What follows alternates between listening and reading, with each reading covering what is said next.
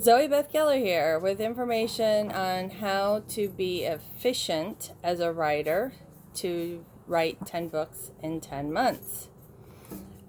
What I did is my first book in 4 weeks. My second book I wrote in 8 days. I know, pretty intense. I wouldn't have guessed that that was even possible.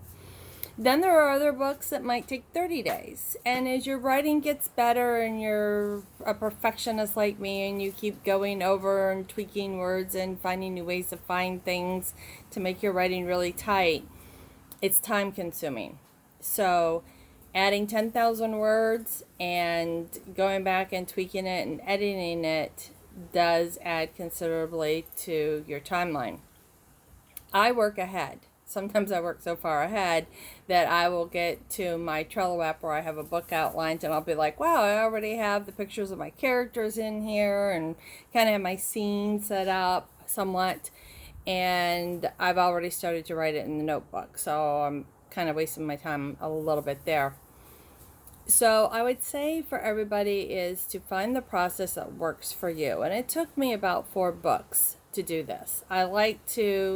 I usually know before I'm done with the book in a series who the next book in that series will be about because I've set them up in the book. Sometimes there might be 2 or 3 I can pick from, and then one of them will kind of speak to me and just kind of come to me, or I'll just fall in love with them and want to write about them. And what I found is that you need to decide what works best for you. Like I keep details in Scrivener. I write my chapters a chapter at a time in Word documents. And I use Trello for plotting, but I still use my trusty notebook as well. And all I can say is just constantly back up, have double, triple, quadruples. The good thing is that I send mine to my best friend to read my chapters one at a time. And so if I accidentally save over the wrong chapter, I can go back to my email and get the one that I sent her or the one that she sent me back, and I can replace it. So thank goodness I haven't had a total meltdown where I've lost an entire book. Thank goodness. So anyway, I would say be organized. Try to keep your writing space what works for you. Some people write with music. Sometimes having a TV show with a romance scene in it helps me write what I'm doing. Sometimes reading a book on my little Kindle on my phone will help me come up with some really unique phrases or a better way to say something or convey something. I do like having each chapter formatted, and I just save them with alternating characters, the male character and the female character, because if I have to cut some information, I can copy and paste it into the next chapter down where I think that it's naturally going to follow, or I just put it into the next chapter, whoever's that it is, and then I just keep moving along until I get to the point where I use it. Or you can create a document that you can save a lot of things in. Like I have some documents that have phrases in them and a way to describe eyes and things like that. I haven't really been able to use that because I think I just keep coming up with new stuff anyway. But it's good to have that as a backup, I think. And so anyway, it's be efficient, get your workflow down. I kick the idea around, then I take some notes, I get the names of characters, the character flaws, what trope I'm doing. And then I sit down, and then when I have it in my head and I have some of those basics already written down somewhere, and I start my book, I like to dedicate every single day to it until it is done, which is approximately 24 days. Now, in the beginning, that was 24/7 and me falling asleep at my typewriter. Yeah, my laptop tells you how old I am. And it was new to me. It's amazing. Your brain is so powerful, and the writing takes so much out of you. You're using your emotions, you're using your creativity, you're using your brain, and you're multitasking because there's other things you have to do, and then you have to do regular life as well. So when you feel tired and you're falling asleep at your laptop and you're getting up at 3 o'clock in the morning and writing till 9 and you just falling asleep. Sleep. I have to tell you. You don't want to get yourself burned out. You don't want your immune system to get down. If your body is telling you that you really need to sleep and caffeine and espresso is not doing it for you, then lay your head down and get some good rest because it's going to be more beneficial for you in the long run. Also, take time out. In the very beginning, I was very obsessed. I was very obsessive compulsive about this new avenue, new career path I had taken.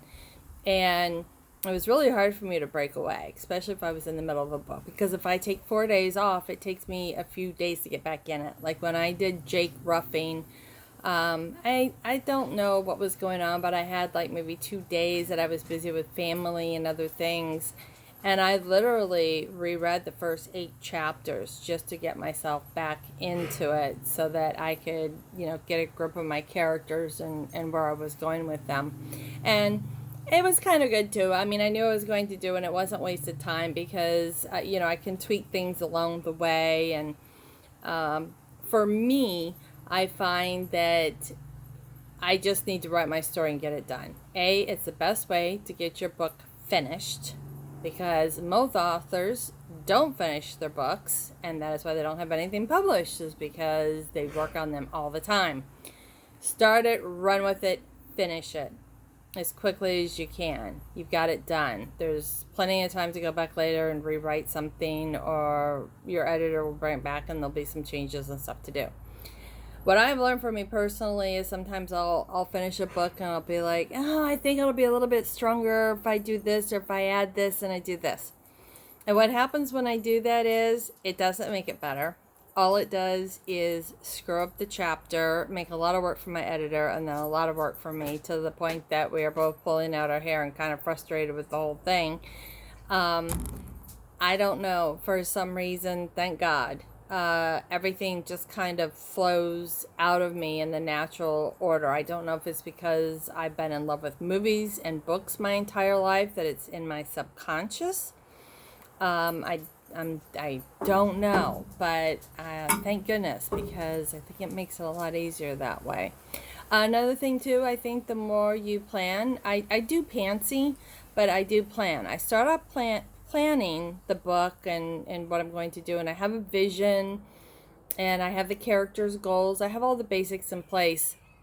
But then you get to a point around chapter 10 where the characters talk to you, and I run with them. I let them tell me what to do. And I have to tell you, I think the more details I put into the characters and their flaws and the idiosyncrasies and Alan's love of pizza and certain quirks they might have, or they hate it if somebody lies to them, it makes the plots better. And the more you know about your character, the more it gives you avenues. So if your character talks to you and deviates, and you're like, well, I want to go down this path, and your character in your head is talking to you, wants to go down this one. If you have that whole huge picture of that person and know their backstory and their friends and childhood friends, whatever, however far back you want to go, I wouldn't suggest going back further than what you need because it's time consuming. However, I found that it does give you a lot more to work with, and you might be able to work a subplot into it, which is something that I want to do more of in my Mafia series. I don't know if I'm doing an actual series yet or if it's going to be a trilogy, but I really want to have the romance arc be in there, and then I want to have the mystery and a suspense arc as well. So I don't know. We'll see how that goes. I'll have to see how my timing goes. And right now, that's my biggest problem, is trying to figure out how to keep another hockey series going and start a second and a third one. So stay tuned, and I will share more tips when I cross the bridge. So good luck.